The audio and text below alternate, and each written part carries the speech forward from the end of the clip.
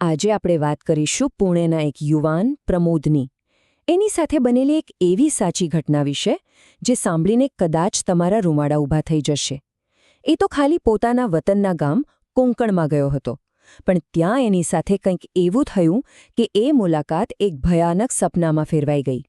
તો ચાલો આખી વાતને શરૂઆતથી સમજીએ. આ કહાની શરૂ થાય છે મહારાષ્ટ્રના એક નાનકડા ગામડાથી, જેના કેન્દ્રમાં એક ખૂબ જ ઊંડું રહસ્ય છુપાયેલું છે.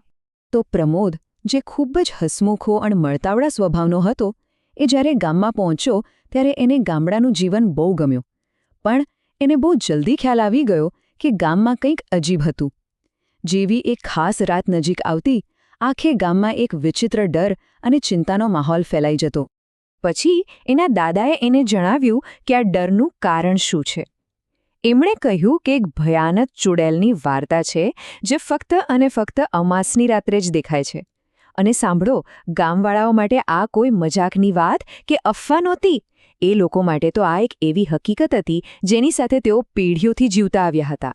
એટલે વાત એકદમ સાફ હતી, ચેતવણી બહુ જ સ્પષ્ટ હતી.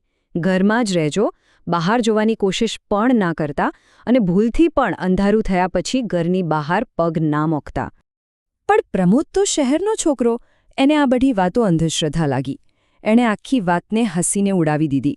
જ્યારે પહેલી અમાસ આવી અને એના ઘરવાળાઓએ એને સુવડાવી દીધો, ત્યારે એને બહુ ગુસ્સો આવ્યો. કેમ? કારણ કે એના હાથમાંથી આ કહેવાતી દંતકથાને ખોટી સાબિત કરવાનો મોકો જતો રહ્યો હતો. હવે અહીંયા જે થઈ રહ્યું હતું ને, એ ખરેખર બહુ રસપ્રદ હતું. આ બે અલગ દુનિયાનો ટકરાવ હતો. એક તરફ ગામનો વર્ષો જૂનો, ઊંડે સુધી ફેલાયેલો ડર, અને બીજી તરફ એક આધુનિક યુવાનનો શંકાસ્પદ સ્વભાવ, જે કશું પણ માનવા તૈયાર નહોતો. અને બસ આ જે પળ હતી જેણે બધું બદલી નાખ્યું. પોતાના ઘરની પાછળ આવેલા કૂવા પાસે બેસીને પ્રમોદે મનમાં ને મનમાં એક જીદ પકડી, એક પ્રતિજ્ઞા લીધી કે આવતી અમાસે તો એ ચૂડેલને મળીને જ રહેશે. એને ખબર નહોતી કે આ જ પ્રતિજ્ઞા આવનારી ભયાનક ઘટનાઓનો પાયો નાખી રહી હતી. તો ચાલો હવે સીધા બીજી અમાસની રાતે પહોંચીએ. કેટલાક અઠવાડિયા પસાર થઈ ગયા હતા. પ્રમોદ તો અમાસની તારીખ પણ ભૂલી ગયો હતો. એ રાત્રે પોતાના પહેલા માળના રૂમમાં આરામથી સૂઈ રહ્યો હતો. રાતના 2:30 વાગ્યા હતા. આખું ગામ સૂમસામ હતું, ગાઢ નિંદ્રામાં. પણ એ શાંતિ લાંબી ટકવાની નહોતી. અચાનક એના રૂમના દરવાજા પર કોઈએ જોર-જોરથી ધક્કા મારવાનું શરૂ કર્યું. ધમ ધમ ધમ. એ અવાજ એટલો જોરદાર હતો કે પ્રમોદ તરત જ ઊંઘમાંથી જાગી ગયો. એને લાગ્યું કે જાણે કોઈ મોટી મુસીબત આવી પડી છે. એણે તરત જ પોતાની રક્ષા માટે ખૂણામાં પડેલી વાંસની લાકડી હાથમાં લીધી, હિંમત ભેગી કરી અને ઝાટકા સાથે દરવાજો ખોલ્યો. પણ સામેનું દ્રશ્ય જોઈને ચોંકી ગયો. કોરિડોરમાં કોઈ જ નહોતું, એકદમ ખાલી. દરવાજો ખટખટાવાનો અવાજ હજી પણ એના કાનમાં ગૂંજી રહ્યો હતો, પણ જેણે પણ એ અવાજ કર્યો હતો એ જાણે હવામાં ગાયબ થઈ ગયું હતું. આટલી ઝડપથી કોઈ કેવી રીતે ગાયબ થઈ શકે? એને ખૂબ જ અજીબ લાગ્યું. એટલે થોડી તાજી હવા લેવા માટે એ ઘરની પાછળના વાડામાં ગયો.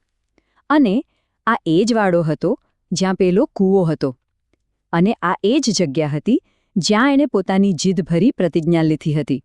અને ત્યાં એણે જે જોયું એનાથી એના પગ નીચેથી જમીન સરકી ગઈ. એક સ્ત્રી જેનો ચહેરો લાંબા વાળથી ઢંકાયેલો હતો, તે કૂવા પાસે ઊભી હતી અને એ કાંઈક વિચિત્ર કરી રહી હતી. એ કૂવામાંથી પાણી ખેંચતી અને વારંવાર એ ઠંડુ પાણી પોતાના માથા પર રેડતી હતી. મધરાત્રે આવી વિચિત્ર હરકત? પ્રમોદ હજી કંઈ સમજે એ પહેલાં જ એક મોટા છપાકા સાથે એ સ્ત્રીએ સીધા કૂવામાં છલાંગ લગાવી દીધી અને જોતજોતામાં અંધારામાં ગાયબ થઈ ગઈ. પ્રમોદ તો ત્યાં જ જાણે પથ્થર બની ગયો. એને લાગ્યું કે કોઈએ આત્મહત્યા કરી છે. એ દોડીને કૂવા પાસે ગયો અને અંદર જોયું. પણ અંદર જે હતું, એણે જોયું કે એ સ્ત્રી કોઈ ગરોળીની જેમ કૂવાની દિવાલ પર ઉપર ચડી રહી હતી. એણે ઉપર જોયું, એની આંખો વિચિત્ર રીતે ફરેલી હતી અને એના ચહેરા પર એક એવું ભયાનક સ્મિત હતું જે જોઈને કોઈના પણ હોશ ઉડી જાય. અને એનું જે હસવાનો અવાજ હતું એ કૂવામાંથી ગુંજીને આખી રાતને વધુ ડરાવણી બનાવી રહ્યો હતો. પ્રમોદ બસ ચીસો પાડતો ત્યાંથી ભાગ્યો. એની ચીસો સાંભળીને એનો પરિવાર જાગી ગયો અને એમને એ ભયાનક સત્યનો અહેસાસ થયો. પ્રમોદે અમાસની રાત્રે એ ચૂડેલને જોઈ લીધી હતી. એ રાત અને બીજો આખો દિવસ બસ પ્રાર્થનાઓ, અલગ અલગ વિધિઓ અને પ્રમોદ પર જે ઓછાયો પડ્યો હતો એને દૂર કરવાના પ્રયત્નોમાં જ પસાર થઈ ગયો. તરત જ એના માતા પિતાને પુણેથી બોલાવવામાં આવ્યા અને એને પાછો શહેરમાં લઈ જવામાં આવ્યો. તો હવે આખી વાતનો સાર શું નીકળ્યો? એ એક રાતના અનુભવે પ્રમોદનો બધો જ સંશયવાદ, બધી જ શંકાઓ તોડી નાખી. જે છોકરો ભૂતપ્રેતમાં માનતો નહોતો એ હવે અલૌકિક શક્તિઓ પર પાક્કો વિશ્વાસ કરનારો બની ગયો હતો. અને આ આખી ઘટના આપણને એક છેલ્લા ડરાવણા સવાલ સાથે છોડી જાય છે. શું પ્રમોદ સાથે જે થયું એ માત્ર એક સંયોગ હતો કે પછી એણે પેલી જે જિદભરી પ્રતિજ્ઞા લીધી હતી એ એક એવી શક્તિને ખુલ્લો પડકાર હતો જેને સમજી જ નહોતો શક્યો અને આ એનો જ જવાબ હતો?